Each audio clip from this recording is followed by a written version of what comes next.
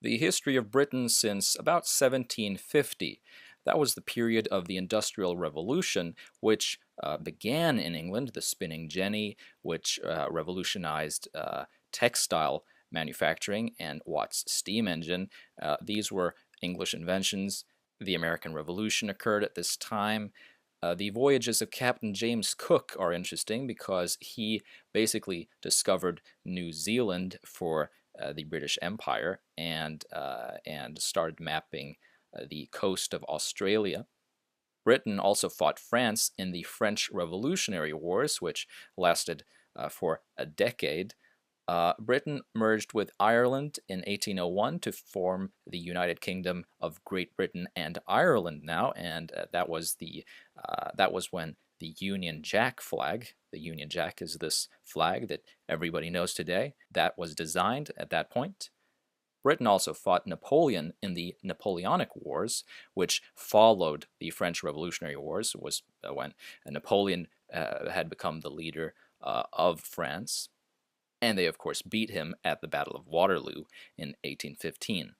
Queen Victoria is definitely a monarch you should know the name of. She gave name to the period, which is called then Victorian Britain. This was the rise of industrial society with its trains and steamships and great advances in science and engineering with many prominent British people. Michael Faraday, for instance, famous for his research into electricity, invented the first electric generator. Charles Darwin, of course, with his theory of evolution by natural selection. And this is Alexander Graham Bell, who invented the telephone. He was Scottish. Charles Dickens' social novel Oliver Twist is about poverty, urban poverty in Victorian Britain. This was the time of the birth of party politics. The Conservative Party and the Liberal Party were both founded at that point. The Labour Party came a little bit later. This is Cecil Rhodes, who was a major colonial empire builder in Africa, but the British also expanded in their Asian colonies. This is the map of the British Empire in 1914, presumed to be when it was at its largest, but actually 1919 is when it was at its largest extent because that was after World War I and Britain confiscated, as it were, some German colonies. Anyway, at this point, the British Empire covered a quarter, 1/4 of the world's land surface and 1/5 of the people. The largest colonial empire ever. Canada, South Africa, Australia, and New Zealand were, in the time of Victoria or shortly after, given home rule that they could rule themselves. These are countries that had some white settlers, so these were sort of the white colonies. These are the old flags, by the way, of Canada and South Africa. They have new ones now, while Australia and New Zealand have retained their old colonial flags. New Zealand may have a new flag at some point in the future, though. But of course, there were also indigenous peoples in these colonies, and here are some of the ones currently in the English-speaking world. There were Native Americans, of course, in British North American colonies. But the British, in fact, with the so-called Proclamation Line of 1763, did not intend to colonize any further westward of these 13 original colonies. They didn't want to expand into Native American lands. Of course, later the United States did that anyway, of course. Canada also has a native population. They're called Aboriginal people, but can be further subdivided into these three groups. The First Nations, there are many of those, and the Inuit, which are the Arctic natives, formerly called Eskimos. And this French word métis, métis, I think, which is just a French word for mixed race, people who are mixed of Aboriginal and white generally.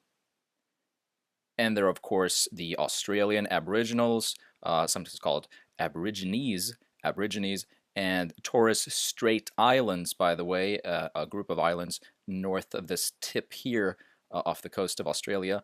they see themselves as separate from the Australian Aboriginals and call themselves Torres Strait Islanders. And the Maori people, of course, of New Zealand, who are Polynesian. That means that they are related to the native population of Hawaii, for instance, and French Polynesia. Britain in the 20th century now, of course, Britain was one of the major powers involved in World War I, on the winning side, of course.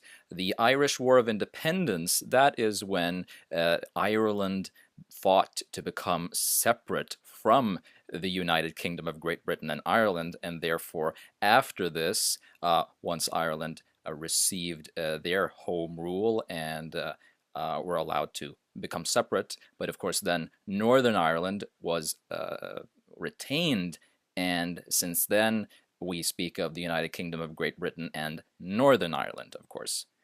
Britain fought in World War II with here President Franklin D. Roosevelt of the United States and Joseph Stalin of the Soviet Union. They fought against the Nazis, of course, and this is Winston Churchill, the famous conservative Prime Minister of Britain at that time. The British Empire no longer exists, and that is because of decolonization. The colonies became separate states. It started with India in 1947, which also separated into India and Pakistan shortly thereafter. The final one was Hong Kong in 1997, which is now part of the People's Republic of China.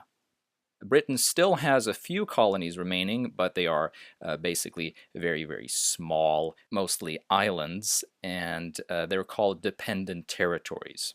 The British welfare state is significant. Already in 1948, they got their NHS, National Health Service, taxpayer-funded universal health care, government-run, and both the Labour Party and the Conservative Party agreed on these welfare state measures. That's called the post-war consensus, that they agreed on taking the country in this direction. The troubles in Northern Ireland was the almost civil war-like conflict there between Irish Catholic separatists who wanted Northern Ireland to become part of Ireland and their opponents, the Loyalists. Both groups had basically terrorist groups affiliated with them, and many people died or were injured throughout these 3 decades of conflict. Margaret Thatcher is the first female Prime Minister of Britain and a very famous Prime Minister. Tony Blair was the later one in the 1990s and early 2000s. These Prime Ministers represented 2 different parties. Thatcher was a conservative, while Tony Blair was a member of the Labour Party. And while Margaret Thatcher took the Conservatives more to the right, Tony Blair took Labour more to the center. Anyway, thanks for watching and hope you enjoyed it. Catch my next videos on American history if you're interested in that.